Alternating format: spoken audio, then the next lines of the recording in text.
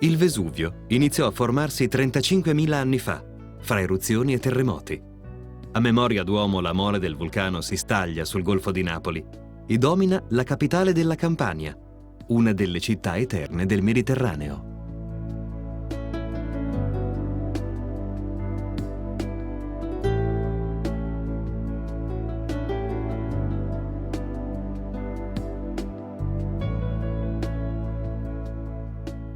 Ma il Vesuvio non è l'unico segno lasciato qui dalle viscere infuocate della Terra. Tra le isole del Golfo di Napoli, anche Ischia si è formata da eruzioni vulcaniche. Dal 400 un ponte collega l'isola a un isolotto montuoso. Sulla cima svetta il castello, abitato via via dalle diverse dinastie che hanno governato la Campania. La bellezza di Ischia attrae nuovi abitanti che dall'estero hanno scelto di stabilirsi qui, non soltanto per una vacanza. Come il compositore britannico William Walton. Sulla costa occidentale, a Forio, la sua villa è circondata da un insolito giardino tropicale. Non c'è famiglia Walton, è solo il nostro William. William è il grande compositore che ha voluto vivere nella baia di Napoli subito che si è sposato con me nel 1949. E così siamo stati qui 35 anni.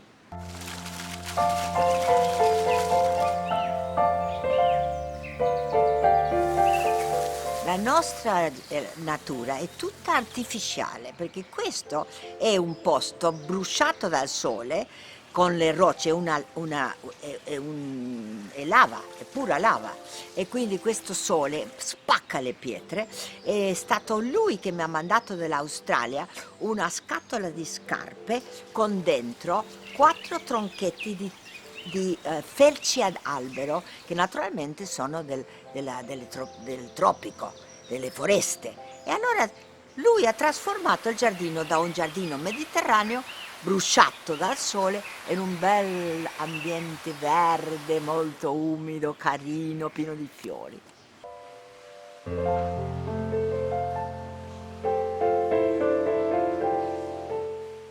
E William è venuto a Buenos Aires, io sono argentina, a una conferenza internazionale per la CI. E lui, come mi ha visto, anche senza capire se io parlassi o no inglese, si è avvicinato e mi ha detto: lei sarà molto sorpresa, ma io la sposo.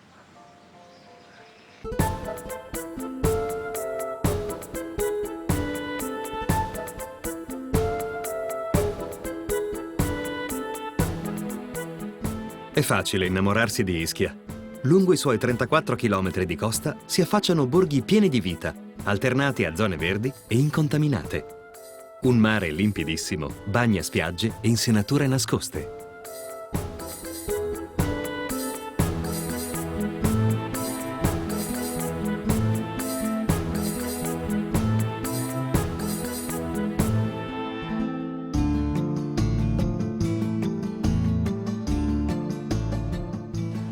Fiore all'occhiello dell'isola sono i suoi numerosi centri termali. Grazie alle origini vulcaniche, Ischia è ricca di sorgenti d'acqua calda dagli straordinari poteri terapeutici, conosciuti e apprezzati da più di 2000 anni.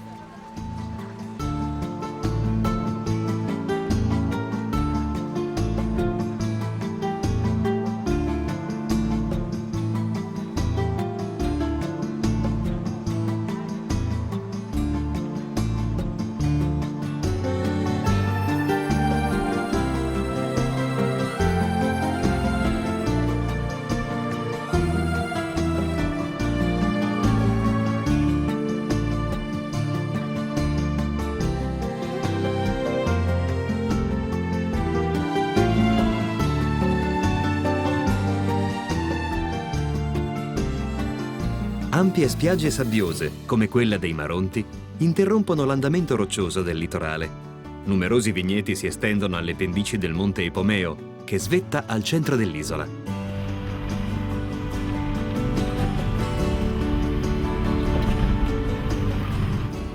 Durante l'estate i turisti lasciano l'auto sulla terraferma. Gli autobus e i caratteristici taxi evitano il sovraffollamento delle strade e i battelli da Napoli e dalla costa sono frequenti e rapidi.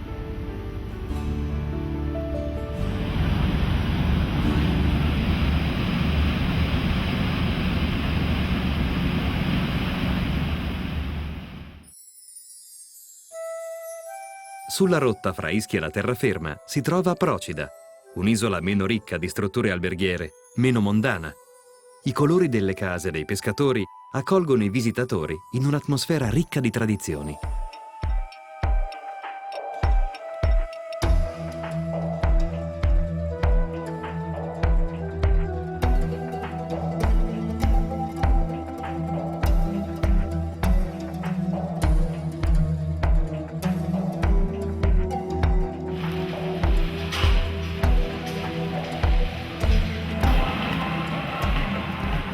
A Marina della Corricella emerge con più forza l'antica vocazione peschereccia di Procida. Qui tutto è rimasto come un tempo, un villaggio e un porto tranquilli, dove le barche sono al centro della vita quotidiana, in mare o in secca.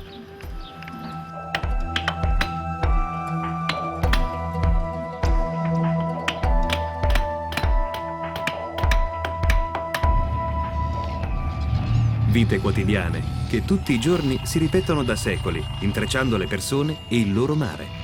Se non fosse per i colori pastello delle case inondate dal sole, la Corricella sarebbe la fotografia di un quartiere in bianco e nero, con i bambini che giocano in strada, mentre i pescatori riparano le reti.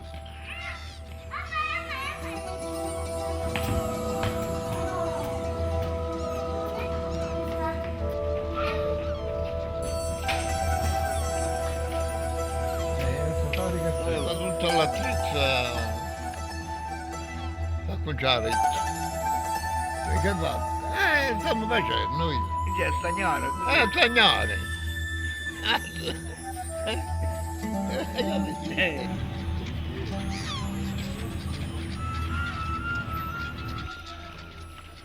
Al calare del sole, i pescatori salpano dal porto con i loro pescherecci, le paranze e le zaccalee.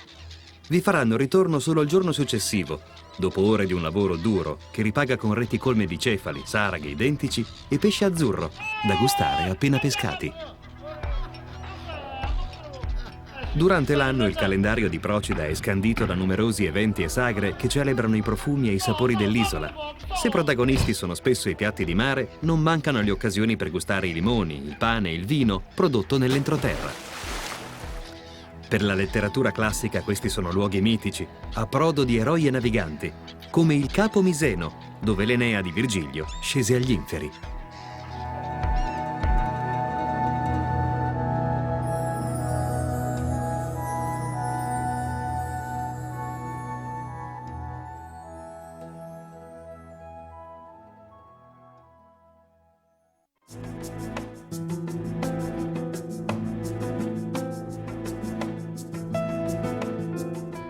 Vicino al Capo Miseno, nel Golfo di Pozzuoli, il castello di Baia domina una piccola quanto splendida insenatura. La fortezza risale al 400, ma già in epoca classica qui esisteva una villa romana, che si dice sia appartenuta a Giulio Cesare. Anche a quell'epoca, infatti, una villa a Baia era uno status symbol, segno di ricchezza e di potere. Poco lontano da Baia, l'ippodromo di Agnano è stato ricavato nel cratere di un vulcano. Come a Ischia, qui i romani utilizzavano le numerose sorgenti di acque termali. A Pozzuoli costruirono un grande anfiteatro. È il terzo per dimensioni dopo il Colosseo e quello di Capua. Gladiatori per gli antichi, calciatori per i napoletani, che allo stadio San Carlo hanno esultato per le prodezze di Maradona.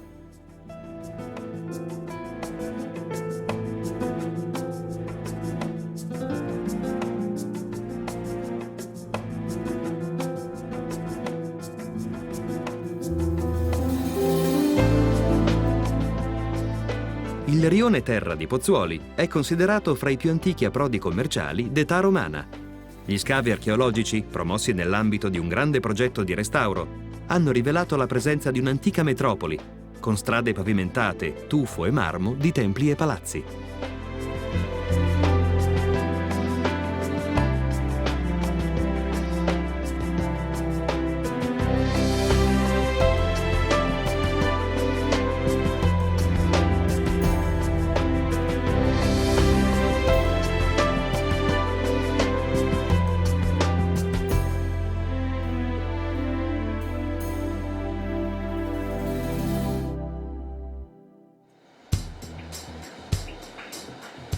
Come il parco archeologico, anche Bagnoli si trova nella zona dei Campi Flegrei.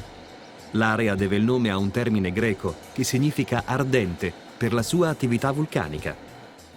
Fra tanti crateri ormai spenti, la Solfatara è l'unico nella zona che ancora fa ribollire il fango e disperdere i fumi.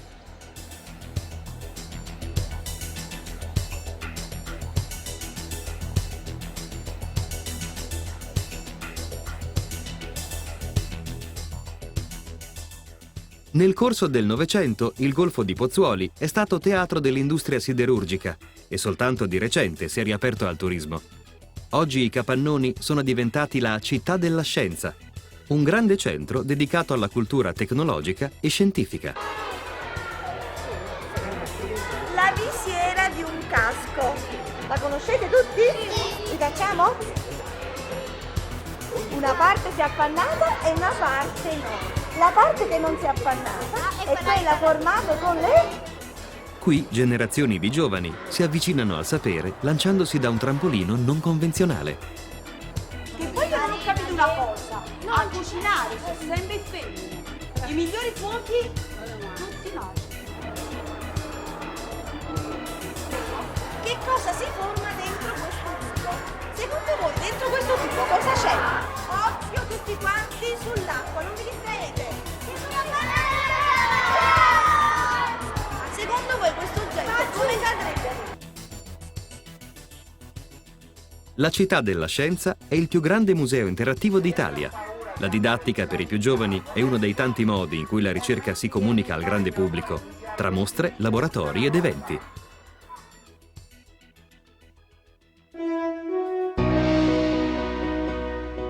Sempre nel Golfo di Pozzuoli, l'isola di Nisida ha la forma inconfondibile del cratere vulcanico che l'ha originata.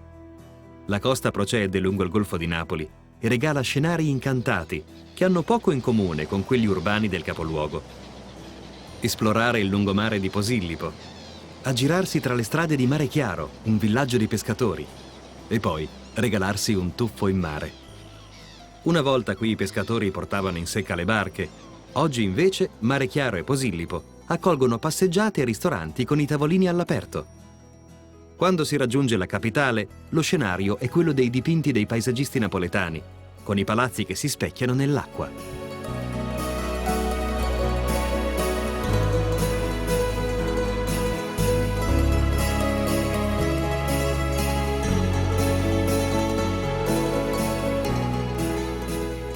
Sul mare si specchia anche il normanno Castel dell'Ovo, allungato su un isolotto oggi collegato alla terraferma. Nel 200 Carlo I d'Angiò volle affiancargli un'altra residenza reale, più grande e meno isolata. Nacque così il Castel Nuovo, chiamato poi Maschio Angioino, con le sue 5 torri imponenti che fronteggiano il porto.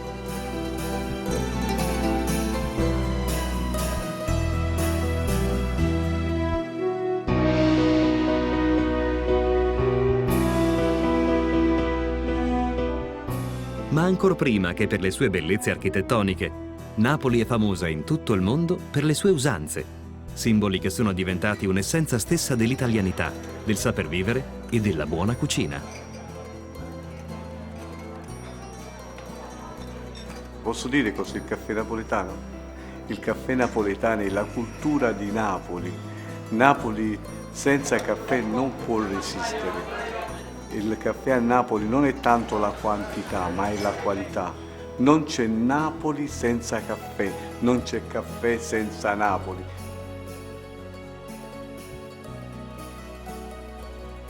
Che cos'è la pizza napoletana? Per noi la pizza napoletana è un disco di pasta fatto di acqua, farina, lievito e sale, cotto in un forno a legna. Il resto sono condimenti che la fanno diventare margherita o marinara o altro. Nel nostro vecchio disciplinare, nel primo nostro disciplinare di pizza napoletana, sull'ultima pagina abbiamo scritto: la pizza napoletana non ha inventori, non ha padri, non ha padroni, ma è il frutto della genialità del popolo napoletano.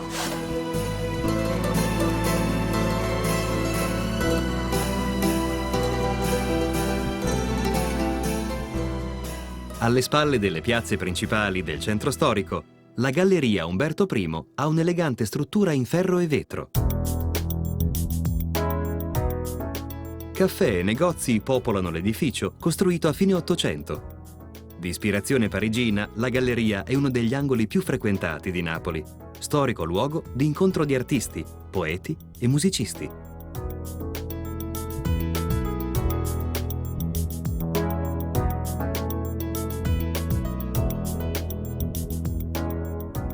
Fra le vetrine non manca l'eleganza dei gioielli, con pezzi che si rifanno all'arte tradizionale dell'oreficeria. La storia della nostra azienda è un po' la storia di una città, Torre del Greco, alle falde del Vesuvio, conosciuta in tutto il mondo per la lavorazione del suo corallo. Già dalla metà dell'Ottocento, introdotta dai Borboni, la nostra attività ha origine già in un modo direi grande, come fornitori delle grandi case reali, grazie anche alla vena artistica dei miei predecessori, in particolare del nonno Giuseppe e di mio padre Giovanni, che diventano fornitori di case reali. In poco tempo dalla sua nascita, la lavorazione del corallo ebbe rapidamente successo. Già nel XVIII secolo, oltre 200 imbarcazioni di Torre del Greco erano impegnate nella raccolta di questo materiale vivo e prezioso. Di fronte alla Galleria, il teatro più celebre della città. Il Teatro San Carlo oggi è un'azienda culturale che propone nuove visioni nella fruizione dell'opera. Il teatro e la bellezza di fare teatro è quella che i testi vanno adattati al tempo, cioè bisogna colpire l'attenzione degli spettatori con questioni che riguardano la vita in cui sono immersi.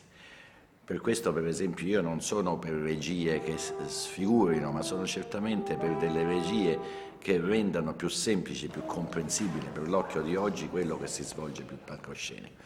Al San Carlo, credo, più che in qualsiasi altro teatro del mondo, oggi sono stati coinvolti dei grandi artisti contemporanei nella ideazione scenografica. È stato coinvolto Palladino 2 volte, è stato coinvolto Rinaldo Pomodoro, Anselm Kiefer, Bryce Maven, e tutto ciò ha dato al teatro un'identità che è stata riconosciuta.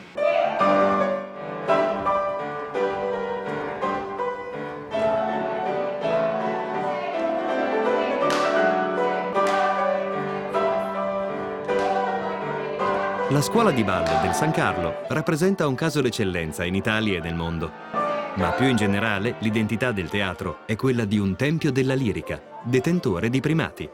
Tra i primi al mondo per data di fondazione, è il più grande teatro d'opera italiano per capacità. Nei primi decenni dell'Ottocento, qui andarono in scena in prima assoluta il Mosè e la Donna del Lago di Rossini, seguiti dal capolavoro indiscusso di Donizetti, la Lucia di Lammermoor e dall'Alzira di Verdi.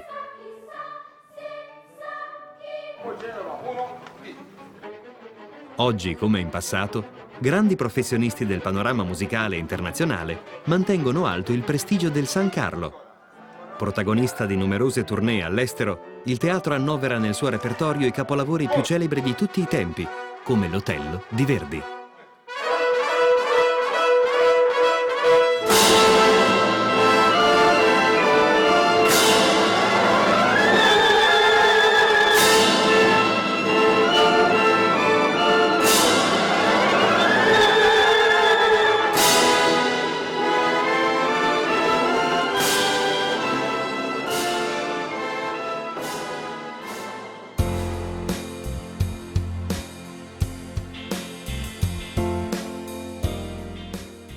Un lungo rettifilo taglia in due la città antica. È lo Spacca Napoli, che dà nome al quartiere, con i suoi isolati a scacchiera. Qui si concentrano diversi atelier di artisti contemporanei, come quello di Lello Esposito.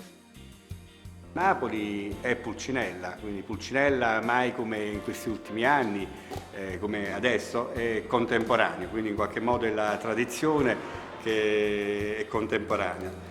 E questo perché è del segno del cambiamento della città, la città che in qualche modo sta cambiando, si mette in discussione, e Pulcinella che è un emblema, il simbolo di una Napoli popolare, oleografica, almeno lo è sempre stato.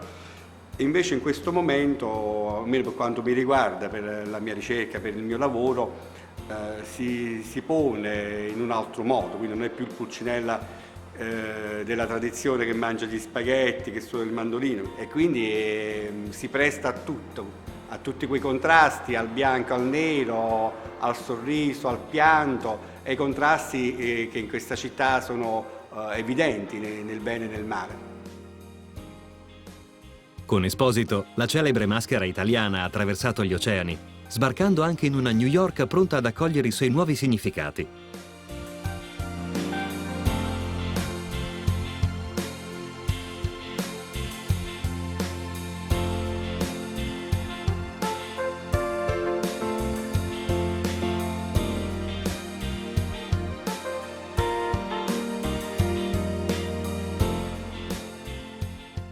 Ma naturalmente Pulcinella non è il solo tema di ricerca artistica nella Napoli di oggi.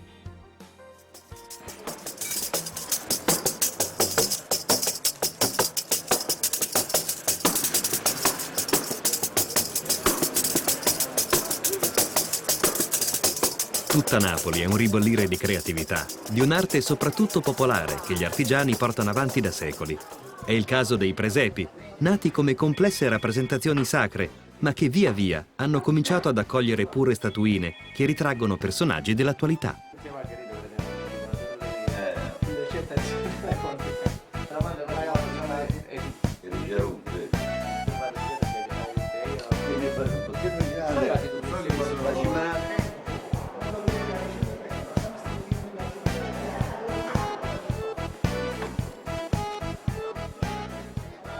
Anche qui il culto sconfina nell'oggi e coinvolge per esempio un eroe calcistico cittadino, Diego Armando Maradona.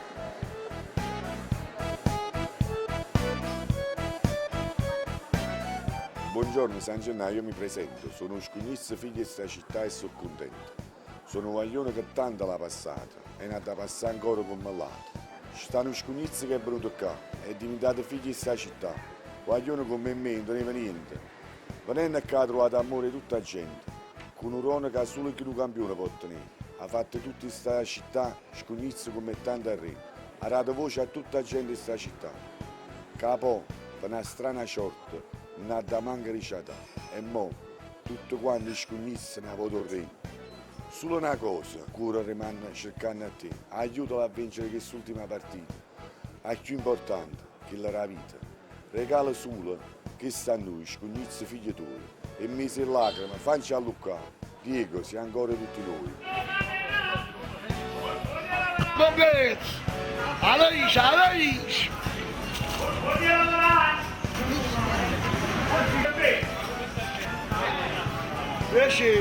O brano come da fai? Come il potere avrai? Napoli si riempie a ogni ora e in ogni strada delle voci degli abitanti, ma il volume si alza soprattutto nei mercati, dove le grida dei venditori sembrano trasformarsi in canto.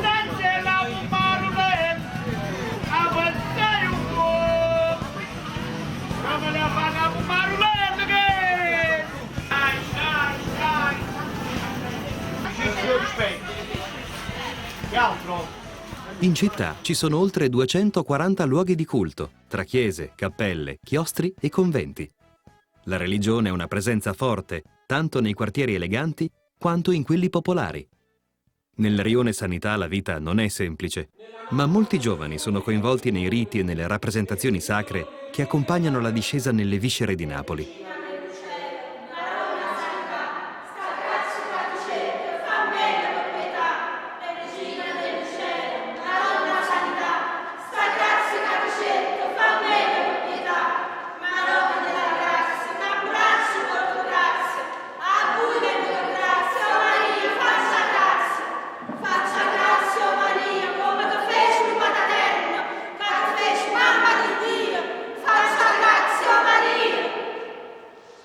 Dalla chiesa di Santa Maria della Sanità si accede alle catacombe di San Gaudioso.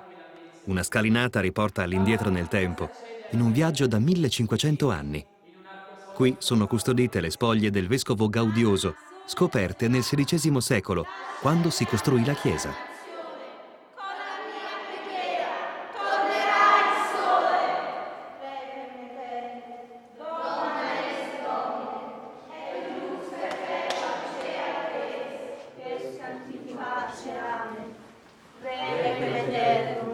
Dona est Domine, et lux Al 1600 risalgono le rappresentazioni macabre, con teschi autentici, che affiorano dal muro, dove è dipinto uno scheletro in posizione eretta.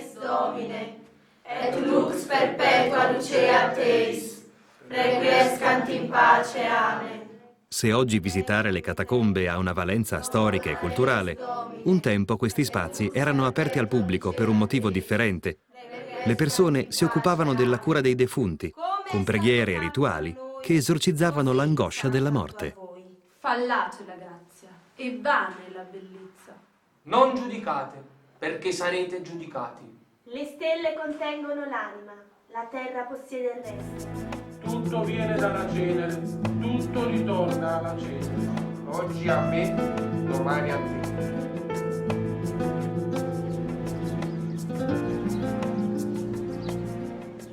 Il rione Sanità sorge ai piedi della collina di Capodimonte. Qui esisteva soltanto un piccolo borgo di campagna finché nel Settecento il re spagnolo Carlo III di Borbone avviò la lavorazione della porcellana. Il sovrano fece costruire anche una residenza reale dove accogliere le sue collezioni d'arte.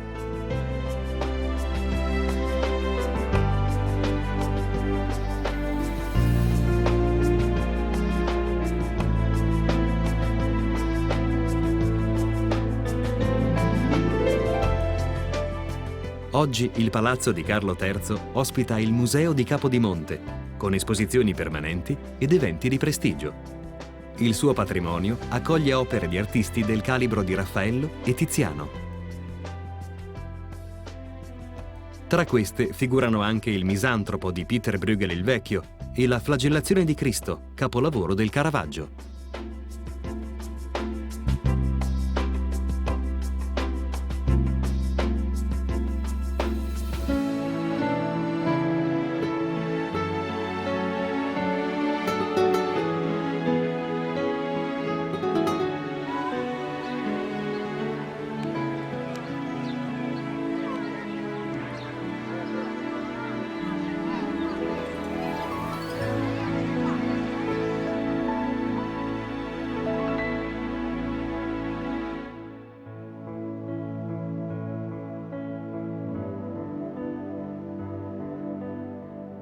Sulla collina del Vomero svetta dal Cinquecento il Castel Sant'Elmo. Accanto alla fortezza sta un grande complesso religioso, la Certosa di San Martino, trasformata nel Seicento in uno dei massimi capolavori del barocco napoletano. All'eccezionale valore architettonico si affianca quello delle opere custodite al suo interno, nel Museo Nazionale di San Martino.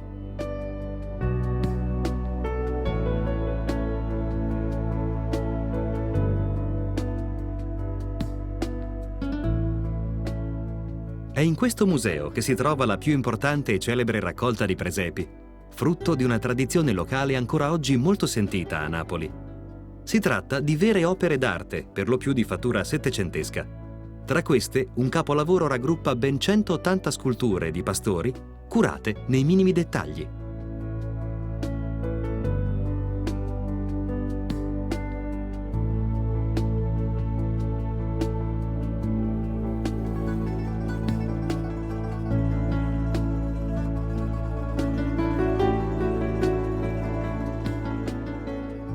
Una sezione del museo è dedicata al teatro napoletano e all'importanza del suo ruolo nella storia della cultura italiana.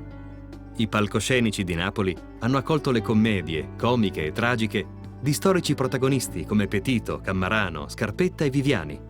Proprio Raffaele Viviani è ritratto in un busto scolpito da Vincenzo Gemito.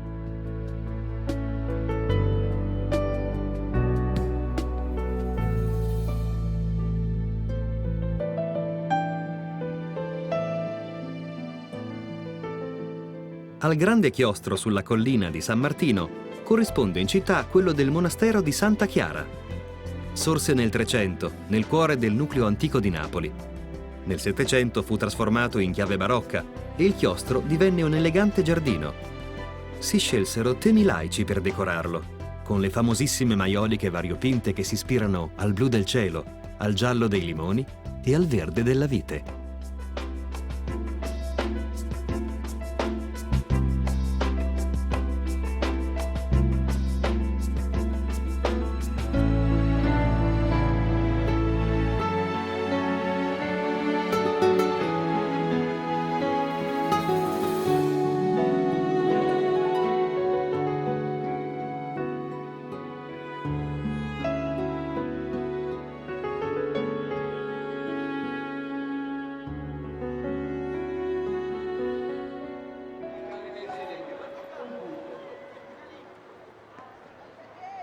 Forse il vero salotto di Napoli è la piazza del Plebiscito. In primavera qui si svolge un concorso ippico internazionale di grande rilievo nel mondo dell'equitazione. Durante tutto l'anno il colonnato inquadra concerti e manifestazioni. La piazza colpisce per la sua forma semicircolare e per la bellezza ordinata dei monumenti che la decorano. Nei fine settimana non è raro incontrare coppie di sposi che scelgono questo sfondo suggestivo per le foto dell'album di nozze.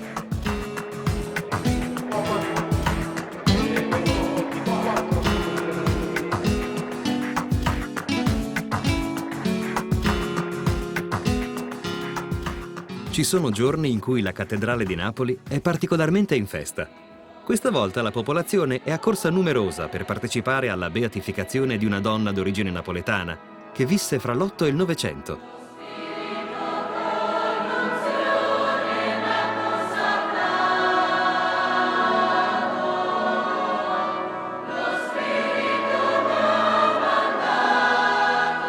E ogni anno a maggio, settembre e dicembre nel Duomo si commemora il miracolo di San Gennaro. La tradizione vuole che il sangue del patrono, raccolto quando lo decapitarono, diventi fluido. Che la liquefazione del sangue si ripeta è considerato un segno di buon auspicio per la città.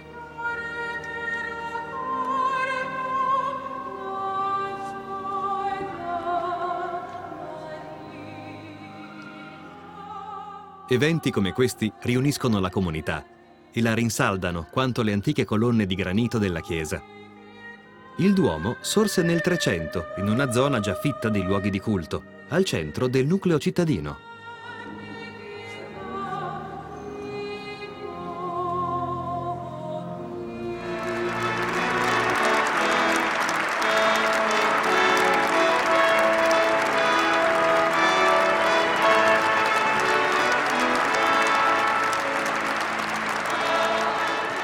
La partecipazione dei napoletani alla vita religiosa si esprime tanto nei grandi eventi quanto nella vita quotidiana. A San Gennaro i cittadini confidano i propri dispiaceri, a lui rivolgono le preghiere e le richieste di aiuto, rinnovando ogni giorno un culto pieno di significati.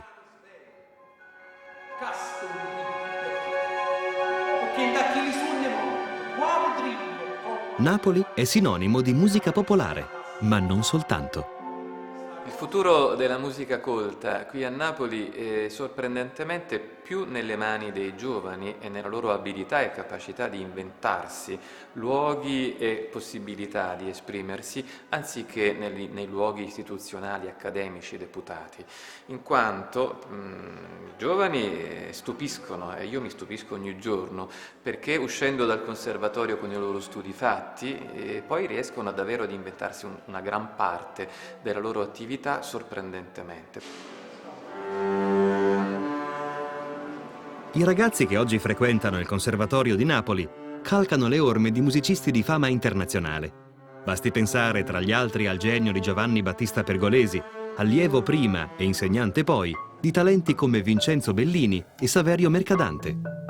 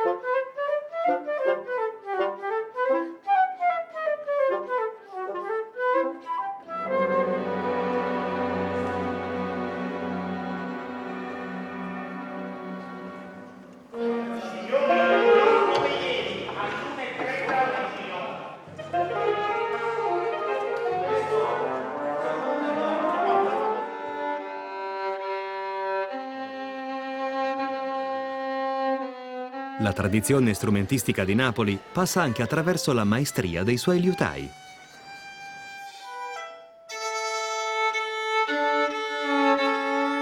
Nelle botteghe artigiane si realizzano tanto strumenti classici universali come il violino, quanto capisaldi della cultura locale.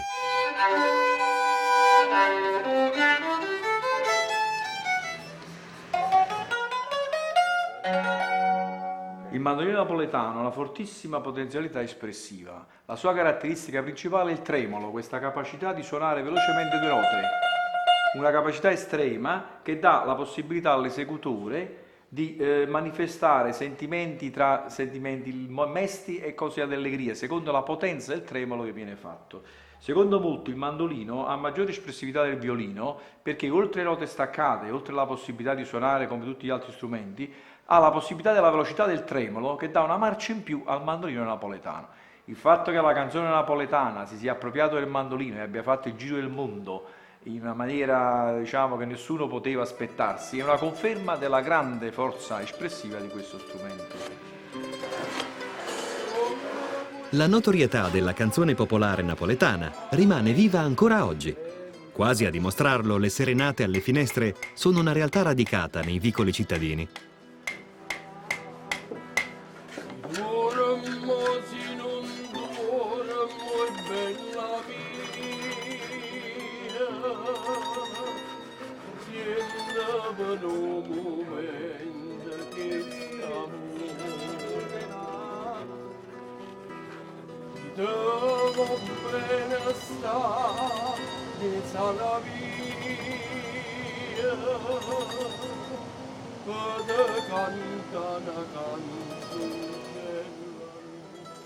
Al chiaro di luna, la finestra aperta fa ondeggiare le tende in cerca di un po' d'aria fresca. Atmosfera ideale per una romantica posteggia in piena regola. La posteggia è la serenata che i napoletani commissionano per corteggiare la ragazza desiderata. Il romanticismo è garantito, ma non sempre il risultato è quello sperato.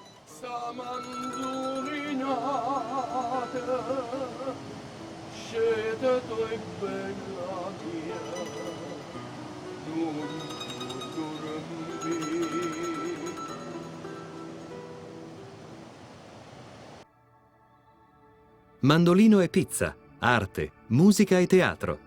La città è tutto questo e molto più di questo. Sembra impossibile penetrare la complessità di Napoli, addentrarsi nei suoi meandri senza sentirsi un po' stranieri, cercare di capirla osservandola dall'interno. È come se l'unico ad avere il diritto di guardare Napoli dall'alto fosse il Vesuvio.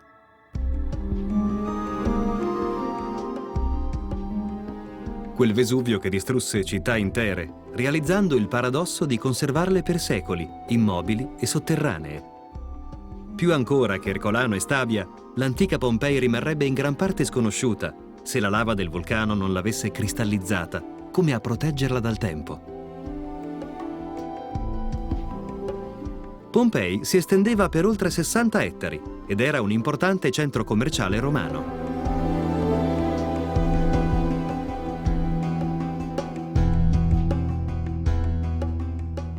Gli scavi hanno riportato alla luce non soltanto gli edifici e le strade, ma soprattutto un modo di vivere la quotidianità di quel tempo, fra templi, terme, teatri, abitazioni e botteghe artigiane.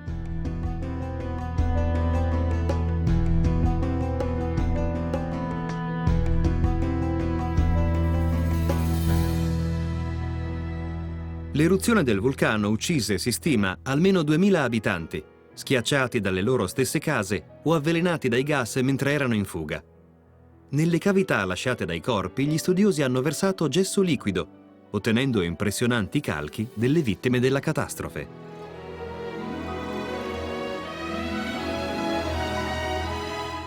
La straordinarietà di questa fotografia del passato è un patrimonio dell'umanità protetto dall'UNESCO.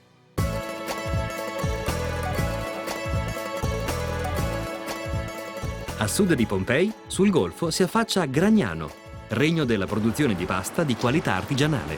L'azienda è nata nel 1908, continuata in piazza San Leone, dove attualmente produciamo pasta artigianale, prodotta con semole selezionate di alta qualità. Esportiamo in tutto il mondo la pasta di qualità superiore alla media nazionale.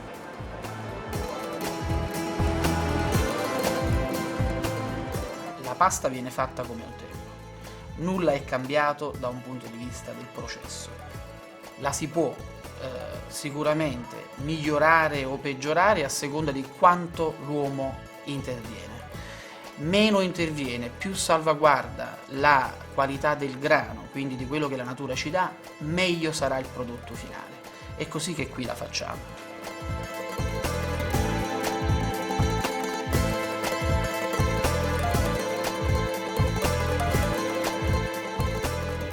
Non si sopravvive a Napoli se la pasta non è veramente buona. Lungo la penisola sorrentina, che chiude a sud il Golfo di Napoli, il litorale diventa più scosceso. Qui il profilo del Vesuvio domina i centri urbani di Castellammare di Stabia e di Vico Equense, intervallati da paesi che hanno in comune una vista superba su Napoli e sulle isole. Non a caso questo tratto costiero, fino a Sorrento, gode di fama mondiale.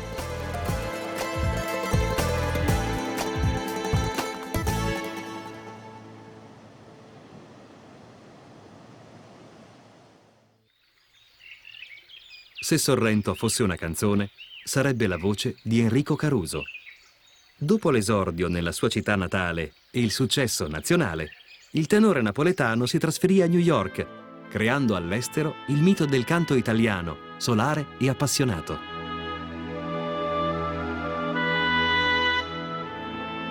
È rimasta com'era la suite del Grand Hotel Excelsior Vittoria, che nel 1921 ospitò a lungo Caruso.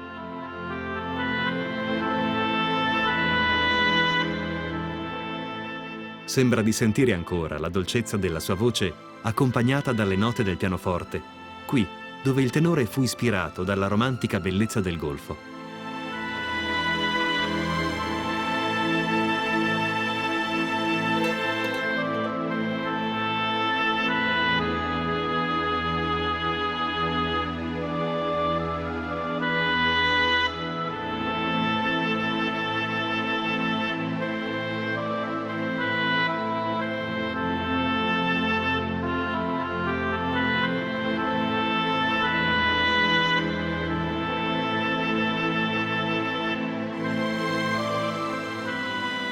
La stessa Sorrento è una terrazza che si affaccia sul mare dall'alto delle rocce di tufo a strapiombo.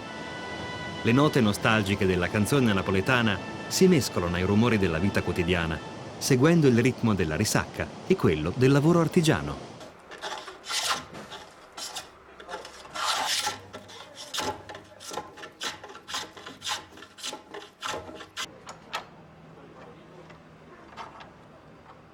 A Sorrento vivono antichi mestieri e forti tradizioni, da conoscere seguendo i percorsi della storia e della fede. Una delle numerose chiese di Sorrento è quella barocca che accoglie da secoli un'importante congregazione.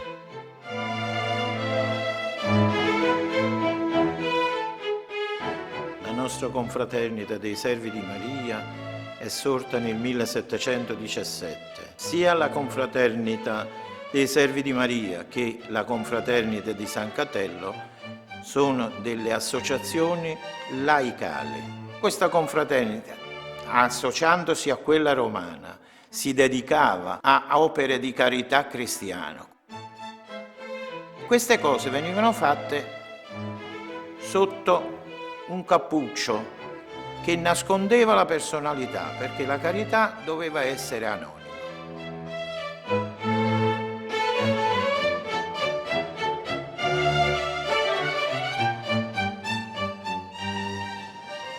La strada costiera della penisola sorrentina è una tra le più affascinanti del paesaggio italiano.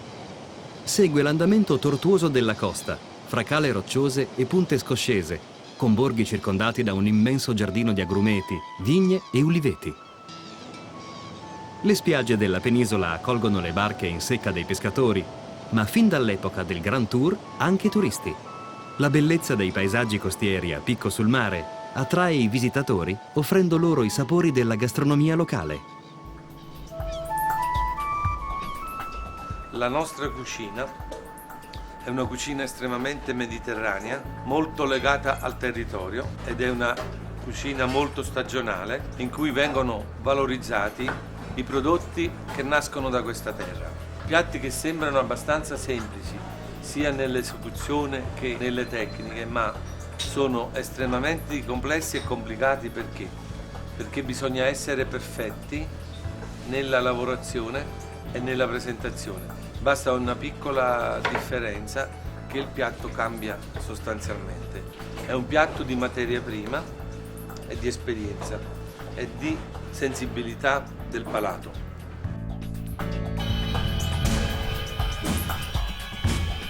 Le brulicanti strade di Sorrento si riempiono ancor di più in occasione di feste ed eventi tra il sacro e il profano, dall'entusiasmo per una vittoria allo stadio alla partecipazione alle processioni religiose.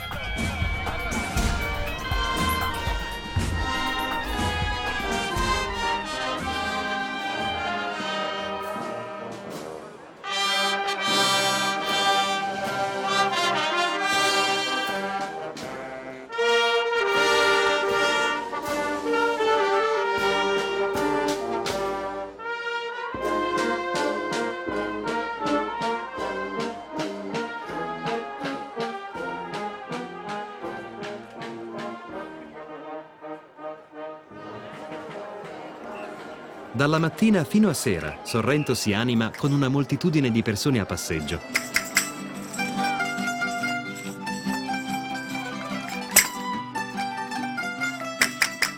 La vitalità sorrentina aumenta il ritmo sulle note di una tamurriata. Questa danza tradizionale prende il nome dal tamburo che detta il tempo, insieme al suono delle castagnette, piccole nacchere racchiuse nel palmo della mano.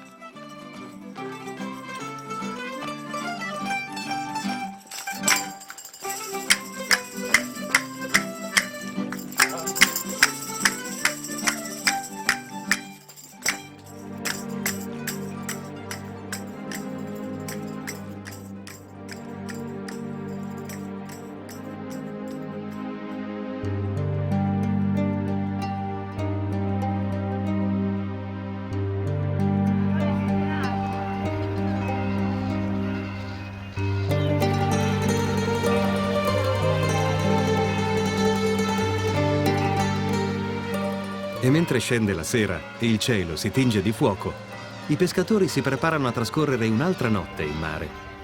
Quel mare celebrato dalle canzoni popolari che, come recitano appunto i versi di una canzone, non si abbandona perché altrimenti sarebbe come morire.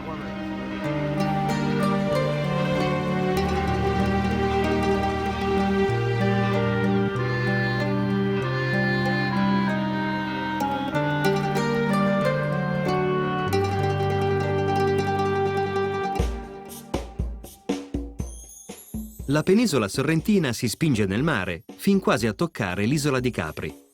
Tra gli 80 e i 110 metri d'altezza, i suoi 3 famosissimi faraglioni si innalzano a breve distanza dalla costa. Questi monumenti naturali sono il primo segno che Capri è da sempre un'isola fuori dal comune. Terra, cielo e mare si combinano in una sorta di incantesimo dal quale non si può non restare stregati. Capri è una delle mete turistiche più celebri al mondo.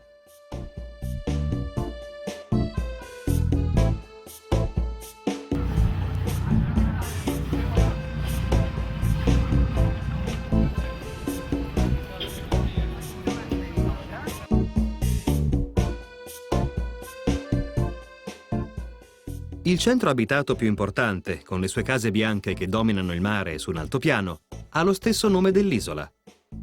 Capri è punteggiata di ville eleganti che si sono conquistate a forza uno spazio sulla costa rocciosa e nell'entroterra.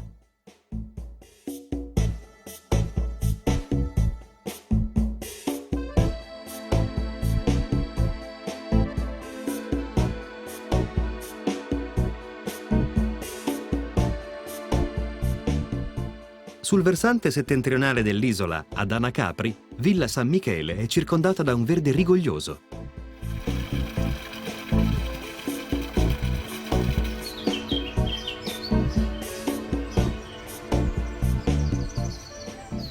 Costruita fra 8 e 900, la Villa San Michele è appartenuta allo svedese Axel Muntz, un medico e scrittore appassionato d'arte che visse qui per oltre 50 anni. Axel Muntz curò la villa nei minimi dettagli, ispirandosi all'amore per la natura e per l'arte, con sculture e opere che fanno a gara con la bellezza del giardino.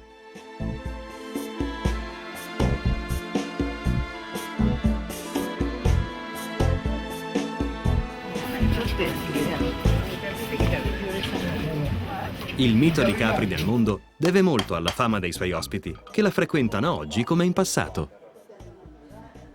Vari personaggi, diciamo, di italiani, stranieri, diciamo, tipo Sofia Loren. Ho fatto tutti questi attori italiani, Stefania Sandrella, Amanda Sandrella, qua. Ci ho cresciuto la figlia piccolina di Amanda in braccio, qua piangeva, la portavo qua io. Il cuore pulsante della mondanità dell'isola è racchiuso tra gli edifici che circondano la piazzetta di Capri. Parlare della Capri degli anni d'oro, gli anni 50, 60, così.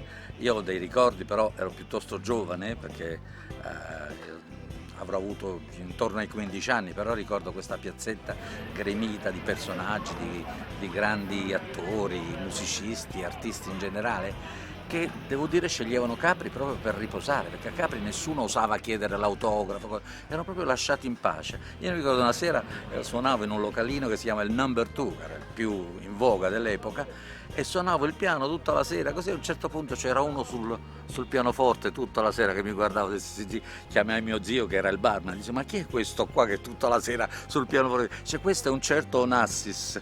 Dice, no.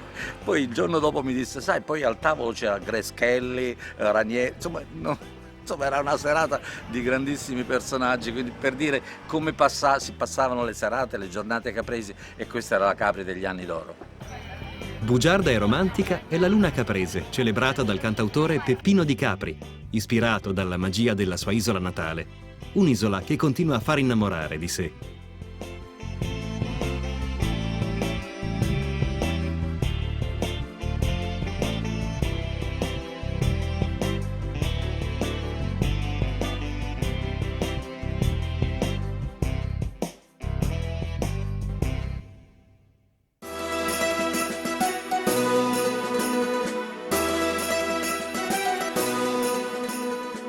Vedi Napoli e poi muori.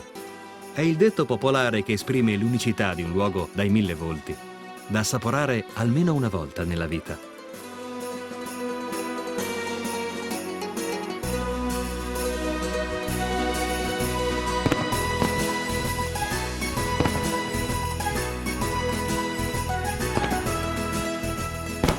Perché l'incontro con Napoli è come un abbraccio che scalda, una canzone che commuove, un amore che non si vorrebbe mai lasciare.